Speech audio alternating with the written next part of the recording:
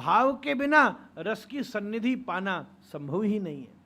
कोई ये ना जानता हो कि कुलिया राधारमण जी का प्रसाद, और वो ये भी ना जानता हो कि श्री राधारमण जी कौन है, और फिर भी वो कुलिया का आस्वादन करे तो कुलिया उसको सुख देगी, स्वाद देगी, पर वो क्षणिक स्वाद उतनी देर का ही उतनी देर तक प्रभावी होगा।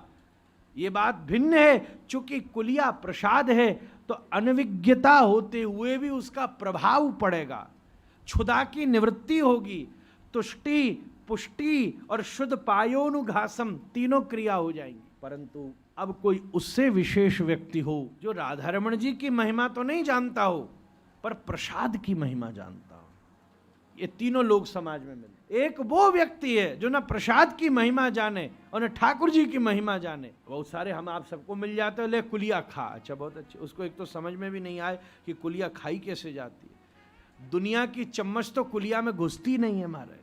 ठाकुर जी का भजन ऐसा ही है, उसमें व्यवहार तो घुस ही नहीं सकता है। चम्मच उल्टी करनी पड़ती है तब घुसती है, व्यवहार उल्टा करना पड़ता है तब रस की प्राप्ति हो सकती है। हमारे गोसाई तो एक और बात कहते हैं सबलदास जी महाराज कि एक बार इस उंगली ने तपस्या करी, बोले राधारमण लाल हमको सबने छोड़ दिया, न तिलक लगाने के काम में आती है, न माला जपने के काम में आती है, ये उंगली सबसे व्यर्थ है, आप तो पतितों के उद्धारक हो, आप तो हम पर कृपा करो। राधारमण जी बोले हम भोगी ऐसा पामेंगे जो खवेगा ये उंगली ते मारे। हमारे सब ऐसे गोसाई जी लोग सब के, तो ठाकुर जी ने कुलिया ऐसी बनाई जो इससे पाई। और कुलिया क्या है सुबलदास जी महाराज, गोपाल बाबा, कुलिया महाप्रभु हैं, भीतर सफेद है और ऊपर से गेरुआ है। कुलिया का जो सकोरा है वो मट्टी में सिका हुआ है, वो सन्यासी है, और भीतर उसमें गैया से दूध से बना खीरसा, वो कुलिया है महाराज। भीतर की खीरसा उसको हम बोलते हैं, खीरसा संस्कृत में उसका नाम है अमृत केली, कुलिया है। ब्रजवासी बोलते कुल्हैया है। तो राधारमण जी चूंकि वृंदावन में बाह्य श्याम है, अंतर गौर है, नीलाचल में बाह्य गौर हैं, अंतर श्याम है, तो ये कुलिया श्री राधारमण जी गौर हुइलो राधारमण, गौर ही राधारमण है, कुलिया के रूप में श्रीमन महाप्रभु के भाव को श्री राधारमण जी सबको समर्पित करते हैं। ये ऊपर से श्री चैतन्य वेश और भीतर से श्री राधाया प्रणय महिमा की दृश्यवाने, भीतर किशोरी जी हैं और बाहर सन्यासी का चैतन्य वेश है। यही तो कुलिया का आकार है। अब कोई ये जान ले तो कुलिया ऐसे ही खा जाएगा क्या फिर महाराज? एक व्यक्ति है जो केवल अन्न की दृष्टि से खाएगा, वो कहेगा अन्नम ब्रह्म, अन्न ब्रह्म है। एक दूसरा व्यक्ति है जो अन्नम ब्रह्म के पश्चात भी प्रसाद की महिमा जाने।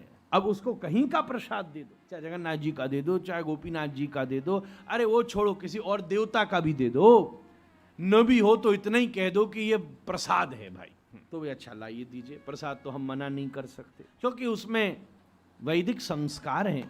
सदगृहस्थ अच्छी कहीं जगह घर में पला बड़ा है।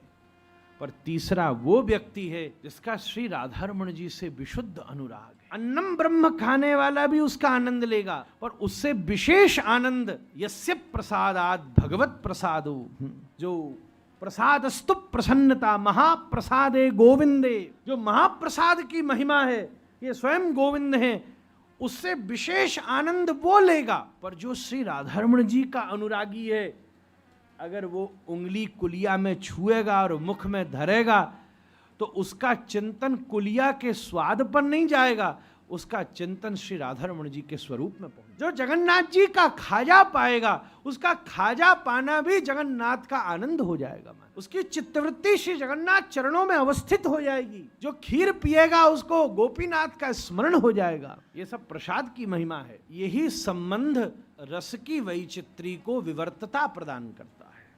यही प्रेम विलास विवर्त है महाराज। श्रीपाद रूप गोस्वामी सब इस बिंदु का अद्वितीय निरूपण कर रहे हैं, हम तो सरल भाषा में उसको कहने का प्रयास कर रहे हैं। अन्नम ब्रह्म एक आनंद देगा, महाप्रसादे गोविंदे दूसरा आनंद देगा, पर श्री राधारमण कुलिया ये तीसरा आनंद देगी महाराज।